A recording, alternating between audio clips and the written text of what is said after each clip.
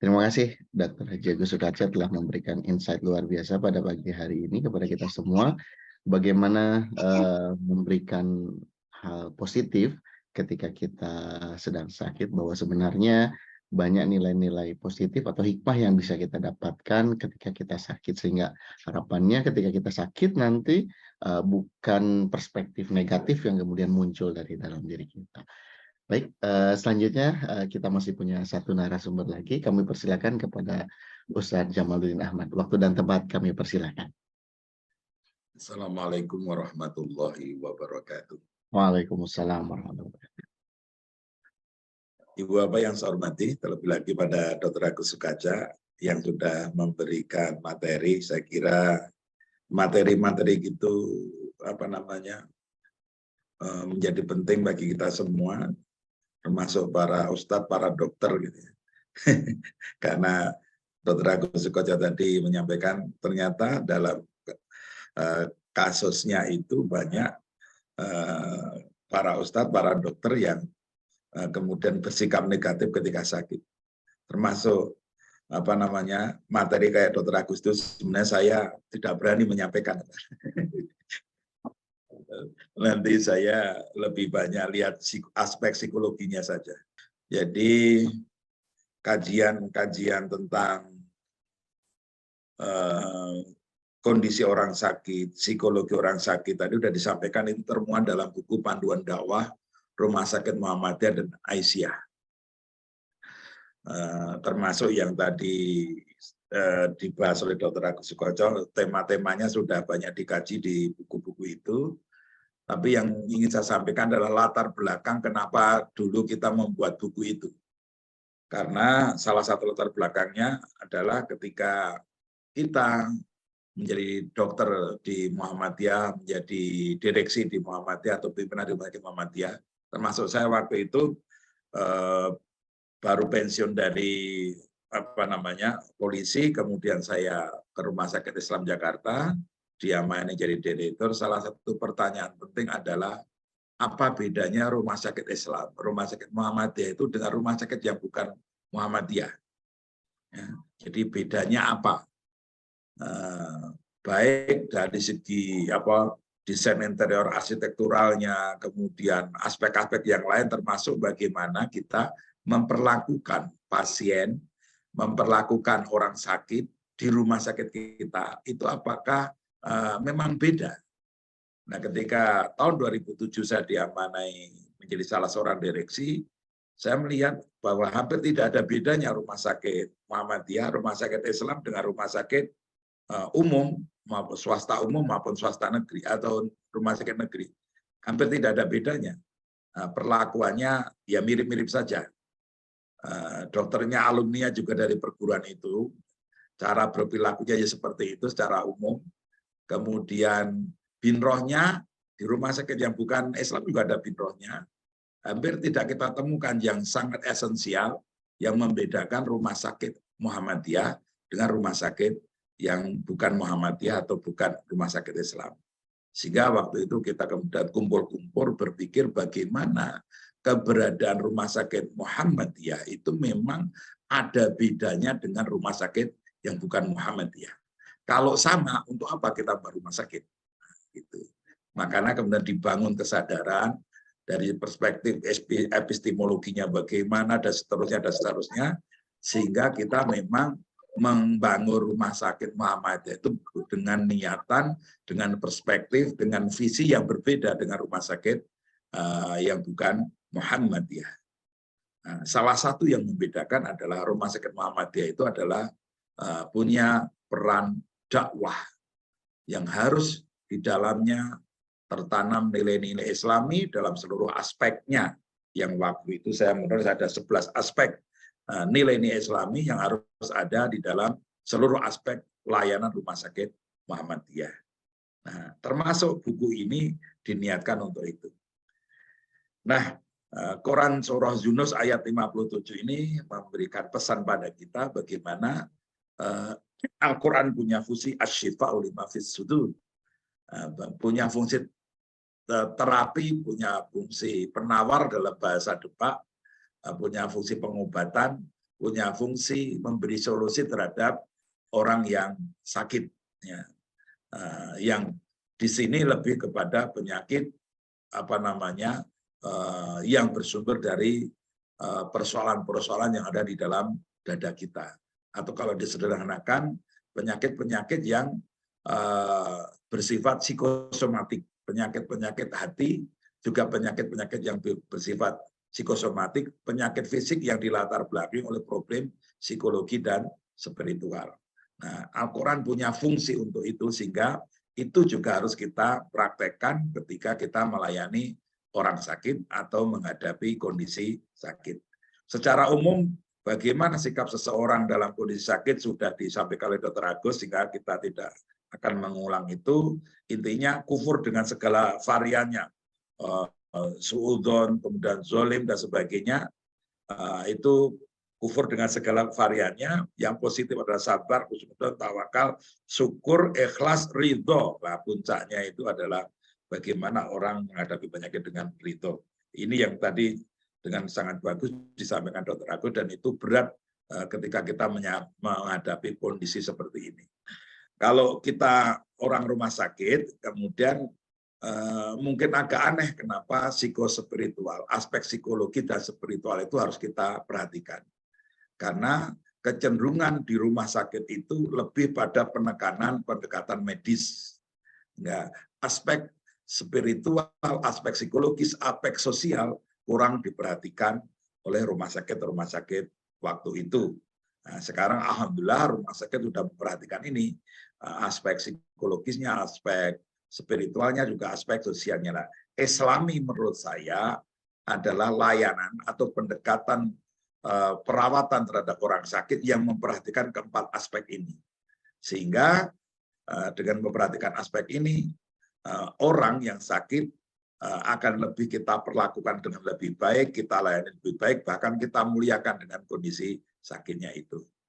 Karena faktanya orang yang masuk ke rumah sakit itu, atau orang yang sakit itu pasti ada muatan psikologi dan muatan spiritualnya. Penyebabnya bisa psikologi spiritual, bisa psikologi saja, bisa spiritual saja. Dampaknya juga bisa psikologi, spiritual, dan medis. Jadi begitu orang sakit, itu ada aspek medisnya oke, spiritualnya oke, psikologinya iya, kemudian sosialnya iya. Nah, inilah yang harus didekati dengan tata kelola manajemen rumah sakit Islam, atau kita mendekati masalah sakit dengan pendekatan yang lebih utuh, atau holistic healthcare, nah, seperti itu. Terus kemudian, Bapak-bapak yang saya hormati, kondisi orang sakit, nah, itu secara psikologi bisa dilihat. Namun penyebab psikologisnya itu yang perlu diungkap. Jadi makanya kemudian buku panduan dakwah Rumah Sakit Muhammadiyah Aisyah dan Muhammadiyah Aisyah itu, di samping ada buku pendamping yang tebal itu, ada satu lagi buku yang belum kita sosialisasikan secara masif ke rumah sakit, yaitu buku tentang psikospiritual healthcare atau holistic healthcare. Itu sudah ada bukunya, Mas Agus, yang sudah kita workshopkan juga, sudah selesai. Saya ketua pokjanya juga buku itu, tapi belum masuk buku yang direvisi kemarin itu. Nah, itu nanti saya nyampaikan kepada pengurus MPKU yang baru, buku itu bisa dicetak atau direvisi kalau perlu, untuk dibagikan ke rumah sakit yang membahas khusus tentang ini, tata kelola atau pelayanan rumah sakit berbasis psikospiritual atau pendekatan holistik terhadap pasien-pasien atau orang sakit, kondisi sakit yang dirawat di rumah sakit Muhammadiyah. Ada satu buku lagi yang bisa dicetak dan disebarluaskan. Itu masternya ada di saya, yang kalau MPKU mau menggandakan itu, mencetak itu, monggo saya serahkan ke MPKU. Karena itu hasil workshop resmi. Yang waktu itu ketika 2 buku terbit, buku itu belum jadi. Belum di-workshopkan sampai selesai. Nah, di dalam buku itu sebagian isinya adalah seperti ini. Bagaimana kita melihat dengan mudah gejala-gejala psikologis orang yang sakit. Namun, kita perlu membuat tool, alat, atau membuat panduan agar kita bisa mengungkap latar belakang psikologis, latar belakang spiritual pasien-pasien yang dirawat di rumah sakit. Meskipun tidak di rumah sakit, itu juga bisa panduan atau buku itu ada, sudah kita buat instrumennya atau toolsnya atau alatnya untuk melihat ketika orang sakit ini itu sebenarnya lebih banyak disebabkan problem psikologis, spiritual, atau hanya medis. Terus dampaknya juga demikian. Nah, kalau problem-problem psikologi, gejala psikologi yang bisa lihat dari mereka yang sedang sakit atau mengalami kondisi sakit, itu yang bisa mudah kita kenali adalah kelihatan mengalami kecemasan, cemas untuk tidak sembuh atau cemas karena takut kematian.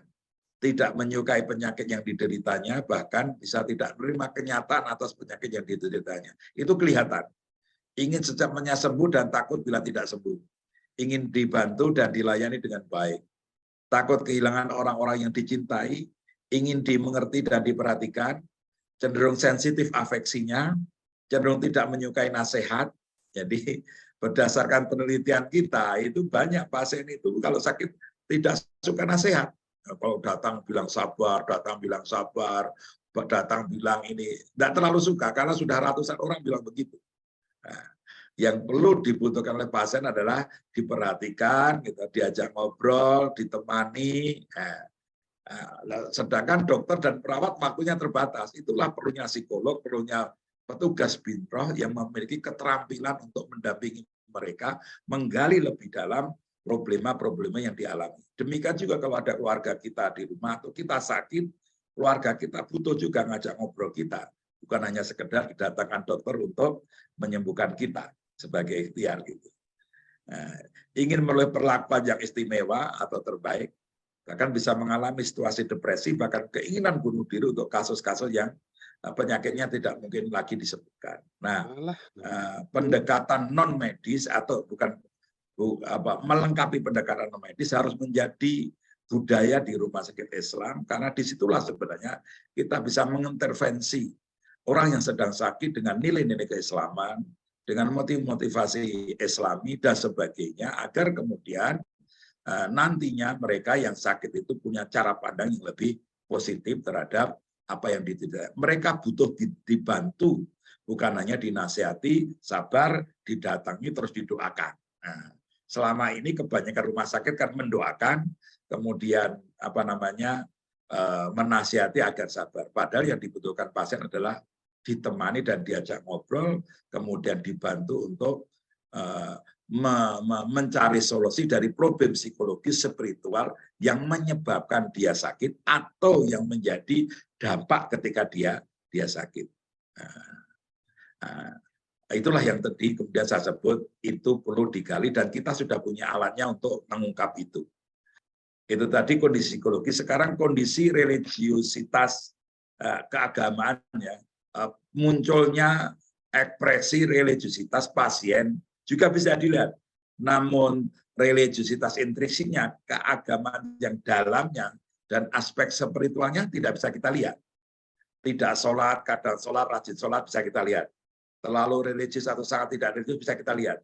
Setiap hari pengen didampingi petugas biro atau sebaliknya bisa ngomong. Tidak percaya Tuhan, menyalahkan Tuhan, bersyukur dan bersabar atau sebaliknya. Dan perilaku sakit seperti yang disebutkan Mas Sukojo tadi bisa dilihat semua. Namun, mengapa terjadi pada pasien dan apa sebabnya serta bagaimana agar bisa sembuh, itu problem yang perlu kita gali. Dan tool yang kita buat sudah bisa jadi panduan bagi petugas rumah sakit. Nah, ini kisah yang sudah ada ditulis di buku Psikospiritual Healthcare, panduan itu sudah ada kisah ini, karena waktu nggak mungkin saya kisahkan. Intinya bahwa banyak orang yang sakit itu karena suudon terhadap penyakitnya, suudon terhadap Allah, suudon terhadap orang lain, bahkan mungkin suaminya, istrinya. Di kisah ini sampai Allah pun, Tuhan pun dipertanyakan keadilannya. Gitu. Jadi sumber sakitnya itu orang ini sakit dibawa ke berbagai rumah sakit nggak sembuh, ternyata sembuhnya ya itu ketika kemudian dia bisa memaknai sakitnya secara positif, mengambil hikmah, husnudon terhadap penyakitnya, husnudon terhadap Allah, dan kemudian bersyukur, maka pasien ini sembuh dari penyakit yang bertahun-tahun nggak pernah sembuh. Lanjut. Nah, kesembuhan orang sakit juga bisa dibantu ketika mereka ikhlas, sabar, dan tawakal. Jadi sikap positif seorang yang sakit terhadap sakitnya, terhadap Allah, terhadap sesama manusia, itu misalnya ikhlas, sabar, tawakal, itu bukan sekedar ekspresi dari rasa sakitnya, tetapi persepsi positif, perilaku positif, sikap positif itu ikut membantu sembuhnya sakit seseorang. Nah, ini penelitian kayak gini banyak sekali. Orang yang penyakit jantung, orang penyakit macam-macam itu menjadi mudah sembuh dan terbantu untuk cepat sembuh ketika mampu memaknai penyakitnya dengan baik, husnudon, bersyukur, ikhlas, sabar, dan tawakal. Nah, ini penelitiannya ada di sana. Nah, nilai-nilai di atas merupakan aspek psikospiritual paling penting dalam proses penyembuhan dan cara menghadapi sakit dan penderitaan atau cara menghadapi kondisi sakit. Kisah Dr. Lister Levenson itu sangat terkenal yang sampai melahirkan The Sedona Method, metode Sedona, yang itu dipelajari di berbagai perguruan tinggi Amerika, perguruan tinggi atau prodi kesehatan ini dipelajari karena pertemuan yang sangat fenomenal waktu itu yang kemudian melahirkan buku The Sedona Method. Itu bisa dibaca kisah lengkapnya. Dari kasus-kasus orang yang sakit, aspek spiritualnya banyak, aspek psikologinya banyak. Ini ada seorang dokter yang kemudian menulis di jurnal itu, mungkin saja suatu saat para dokter akan menuliskan terapi zikir dan doa dalam resep obat pasiennya. Nah, itu saya bayangkan di rumah sakit Islam Muhammadiyah itu dokter-dokter itu menambahkan resep itu. Saya nggak tahu secara aturan akreditasi boleh atau enggak, tapi menambahkan resep untuk sholat hajat atau zikir atau apa dan sebagainya itu sangat dimungkinkan untuk memotivasi pasien karena spiritualitas yang positif sangat membantu kesembuhan dari orang yang mengalami kondisi sakit. Faktor-faktor yang mempengaruhi cara pandang terhadap penyakit dan kondisi sakit atau orang sakit. Jadi berdasarkan pengalaman kita, penelitian kita, ternyata cara pandang terhadap sakit dan cara pandang orang terhadap sakitnya dan cara pandang petugas rumah sakit terhadap pasien itu dipengaruhi oleh pemahaman terhadap Quran dan Sunnah, ideologi dan paham agama. Jadi meskipun ada kasus dokter, ustadz yang masih bersikap negatif ketika dia sakit, itu bagi saya wajar saja ketika awal-awal mengalami itu. Tapi insya Allah mereka yang memahami Al-Quran, membaca hadis-hadis, insya Allah kemudian dalam perjalanan waktu akan kembali menjadi positif. Ternyata itu mempengaruhi. Nah, mungkin bisa dibuat analogi yang sederhana gitu, jadi ustadz aja begitu, apalagi kalau tidak jadi ustadz lebih parah lagi. Gitu. Artinya tetap paham agama, nilai-nilai Islam yang dia pelajari, nilai-nilai religius yang dipelajari tetap memberikan sumbangan yang positif. Dia akan lebih parah sikapnya kalau tidak punya modal itu. Nah, itu yang bagi awalnya negatif. Kemudian cara pandang terhadap kehidupan, kemajuan dan perkembangan zaman juga mempengaruhi. Tadi Mas Agus menyebut peluang dan sebagainya itu mempengaruhi cara pandang terhadap kehidupan. Kalau kemudian pekerjaan dunia itu segala-galanya, begitu sakit dia merasa kehilangan segala-galanya. Tapi bagi orang yang memandang dunia itu adalah jalan menuju akhirat, mencari bekal dan sebagainya, cara pandangnya akan berbeda. Cara pandang terhadap sehat dan sakit juga akan mempengaruhi kondisi sakit seseorang. Cara pandang terhadap profesi dan pekerjaannya juga akan mempengaruhi niat, motivasi dan motivasi juga akan mempengaruhi proses dan hasil dari ikhtiar seseorang untuk sembuh dari penyakitnya. Lanjut. Nah, ini secara umum bagaimana niat, motivasi dan cara pandang itu akan mempengaruhi seseorang terhadap penyakitnya atau mempengaruhi seseorang ketika memperlakukan orang lain sedang sakit. Nah, itu akan mempengaruhi. Lanjut. karena waktunya.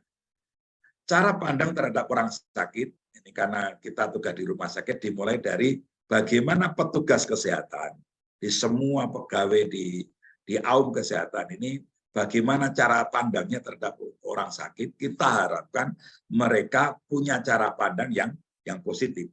Pasien bukanlah sekedar seseorang yang sakit dan membutuhkan pengobatan dan perawatan di rumah sakit. Karena pemahaman umum, siapakah orang yang sakit atau siapakah orang yang sedang mengalami kondisi sakit adalah ya seorang yang kemudian sakit dan membutuhkan pengobatan dan perawatan. Jawaban umumnya akan begitu ketika kita dulu mengawali menyusun buku ini, bertanya pada teman-teman tentang siapakah orang sakit itu atau siapakah pasien, jawabannya rata-rata seperti ini.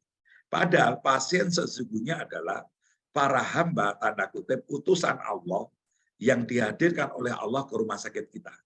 Jadi pasien atau orang yang sakit, orang yang mengalami kondisi sakit sesungguhnya adalah para hamba Allah yang dihadirkan Allah ke rumah sakit kita atau dalam rumah kita. Jadi orang yang sedang dihadirkan Allah mengalami ujian sakit atau sapaan sakit oleh Allah, bukan sekedar orang yang butuh perawatan ke rumah sakit. Jadi orang-orang yang dipilih Allah dikirim dengan kehadiran pelanggan atau pasien, para dokter, perawat, bidan, dan seluruh petugas rumah sakit dengan segala profesinya dapat beribadah dengan mengamalkan ilmu dan keahliannya, sehingga Allah memberikan rezeki dan pahala pada setiap petugas rumah sakit, dan akhirnya mereka dapat hidup secara bermartabat di hadapan manusia dan di hadapan Allah Subhanahu wa Ta'ala. Bayangkan Bapak, kalau pasien itu tidak dikirimkan Allah ke rumah sakit kita, apa yang bisa dilakukan dokter, direktur, perawat kalau nggak ada pasiennya? Maka cara pandang ini harus dipedomani oleh seluruh para pimpinan rumah sakit, dokter, sampai karyawan, bahwa kehadiran para pasien itu istimewa. Dia dihadirkan Allah, bukan sekedar mereka datang minta berobat. Kalau nggak dihadirkan Allah, nggak bisa datang ke rumah sakit kita. Mereka memilih rumah sakit lain. Ada satu komplek yang radiusnya mungkin hanya 2 kilo, 4 kilo, di situ bisa 4 rumah sakit faktanya. Nah, di Cepu itu, rumah sakit PKO Cepu itu hanya berjarak 50 meter dari RSUD. Jadi rumah sakit PKO Cepu di sebelahnya itu adalah, di depannya itu adalah RSUD, yang Megah dan sebagainya. Terus tidak jauh dari situ ada rumah sakit lain, ada sekitar 4 rumah sakit lain di sana.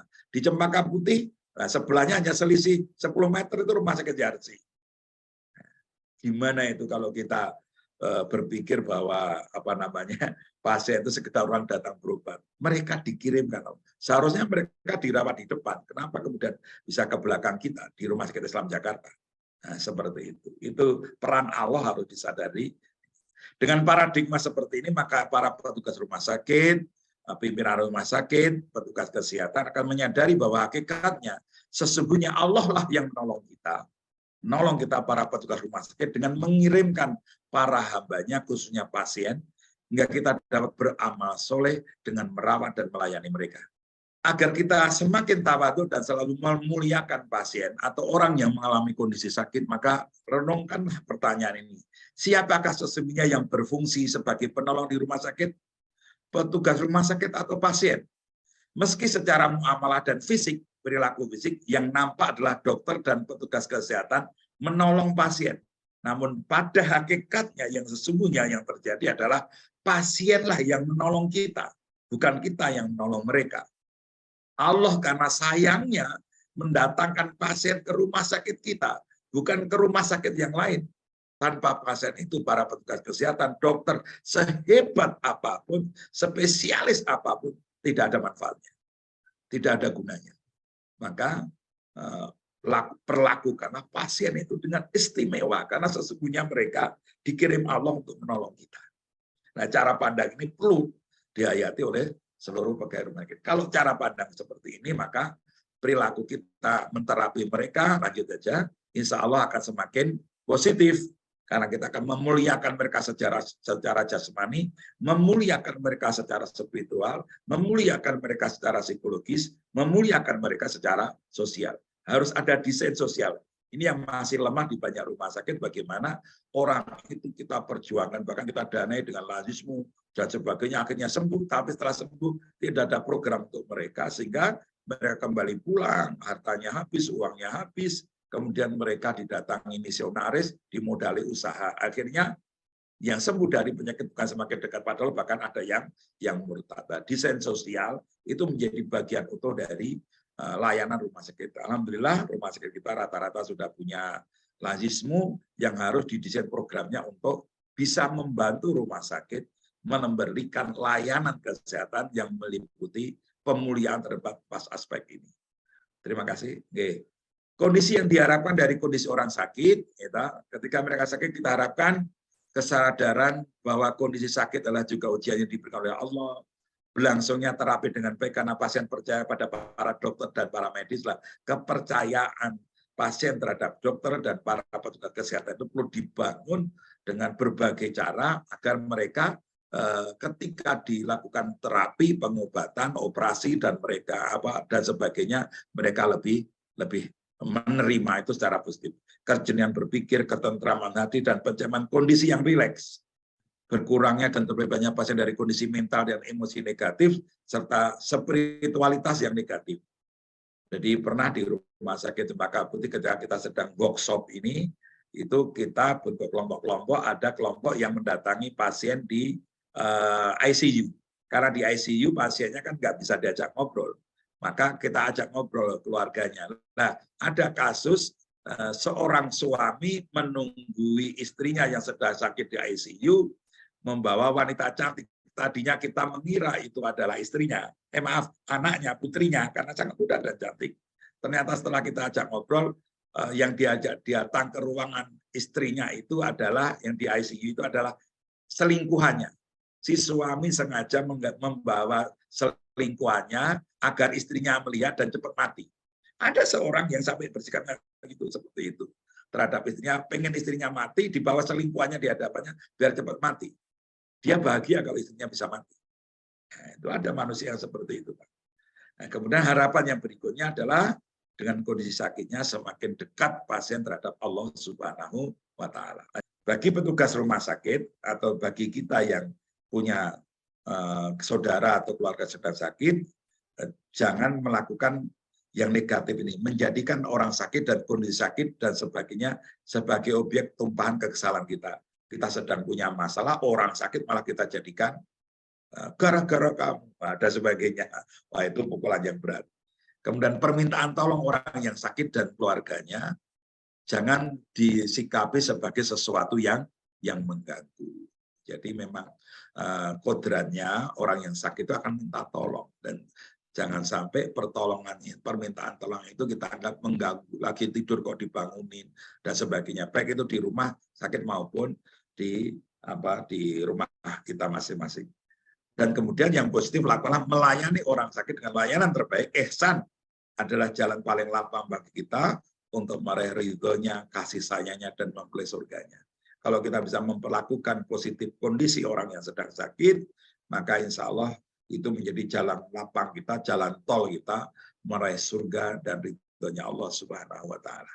Nah, dari itu semuanya, insya Allah kalau perlakuan kita positif, insya Allah kita mengharapkan pasien kusundon dan sabar dengan kondisi sakitnya dan terus berikhtiar untuk sembuh dan bertawakal. Tetap dapat melaksanakan tanggung jawab religiusnya dari pasien-pasien atau siapapun yang sedang dalam kondisi sakit, kita bantu agar fungsi dan tanggung jawab keberagamaannya itu tetap dilakukan. Sholat dan sebagainya. Karena banyak orang yang menganggap berpaham, kalau sakit itu boleh tidak sholat. Ini tugas kita untuk membantu mereka, sekaligus mendorong mereka untuk mendekat pada Allah Subhanahu wa Ta'ala. Jangan semakin menjauh. Tetap dapat mensyukuri potensi positifnya dan anugerah yang dimiliki. Kecenderungan orang sakit, begitu sakit, yang diingat adalah banyak yang buruk-buruk, banyak yang jelek, dan melupakan istri yang baik, anak yang baik, jabatan yang baik, harta yang cukup, nikmat yang diberikan, itu sering dilupakan karena hanya fokus pada sakitnya. Maka membantu mereka agar jangan melupakan banyak anugerah nikmat Allah ketika sakit, itu menjadi penting agar kemudian dia bisa bersikap lebih positif terhadap penyakitnya. Cenderung Orang sakit seperti itu, ingat sakitnya dan melupakan anugerah Allah yang sangat banyak, anak yang soleh, teman-teman yang baik itu dilupakan. Terbangun dinamika hubungan interpersonal yang positif. Ini perlu dibantu, orang sakit akan cepat sembuh, apabila keluarganya, istrinya, anaknya, teman-temannya itu membangun hubungan interpersonal yang positif. Jangan kemudian merasa aku tidak diingat lagi, aku tidak diperhatikan lagi karena aku sakit, maka aku, itu akan semakin memperparah penyakitnya. Dapat beraktualisasi diri dan mensyukuri eksistensinya. Dalam kondisi sakit, kalau ada perilaku-perilaku positif yang bisa dimunculkan, ya. Ustadz sakit, karena memang aktualisasinya ceramah, ketika dia sakit, seorang ustadz bisa disyuting di YouTube atau di Instagram, suruh ceramah dalam kondisi sakit. Tidak apa-apa, karena memang itu di situ. Talentanya di situ. Maka ketika dia sakit, diberi ruang seperti itu, insya Allah akan membantu kesembuhannya. Kan banyak cerita, Profesor Dr. Karmu Zakir, kemudian banyak ulama-ulama dia itu dulu, masuk Pak Suprapto Juraimi, Pak Muhammad Muqaddas. Nah, itu kalau nganggur hanya tiduran sakit, tapi kalau diminta ceramah, itu nampak sekali sehat itu, sehat kembali. Dan kemudian setelah itu sakit lagi. Nah, itu juga bisa memfasilitasi saudara-saudara kita yang eksistensinya itu mereka bisa beraktualisasi terhadap potensi positifnya. Jangan malah kemudian dibiarkan, kecuali kalau melakukan itu sangat berbahaya, ya nggak boleh. Tumbuh semangat untuk mereka kehidupan yang lebih sehat dan bermakna, bahagia dunia dan akhirat. Lanjut. Oke. Nah, kesimpulannya, kalau kita bisa melakukan sikap yang positif, memuliakan orang yang dalam kondisi sakit, harapannya kita bisa mewujudkan pribadi dan kehidupan yang lebih sehat dan bermakna. Demikian yang bisa saya sampaikan. Mohon maaf atas kesalahan. Assalamualaikum warahmatullahi wabarakatuh.